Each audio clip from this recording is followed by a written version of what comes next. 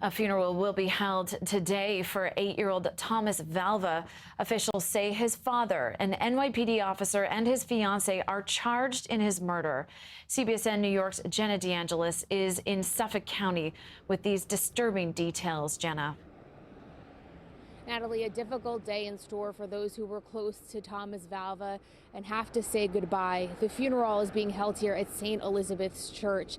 Even those who didn't know the little boy are impacted by this tragedy, one many feel could have been prevented.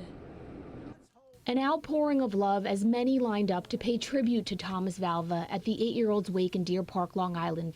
Strangers even showing up to support his heartbroken mother. Please continue praying for my family. Along with prayers, elsewhere there were protests, with residents demanding family court judges be removed for not protecting the child. Shame on all of them. They all should be fired and put in jail. Also calling for a review of anyone who placed the 3 Valva children in the custody of their father, 42-year-old Michael Valva, eventually accused of murdering Thomas. Thomas is just the beacon for all the other kids that have gone unheard. Police say the little boy died of hypothermia after being forced to sleep in an unheated garage as temperatures dipped to 19 degrees. Despite years of documented abuse allegedly at the hands of his father, an NYPD officer, and his fiancee, Angela Polina, the court sided with the cop for custody over Thomas's Polish-American mother, who was representing herself. She says her estranged husband and fiancé convinced CPS and judges that she was unstable.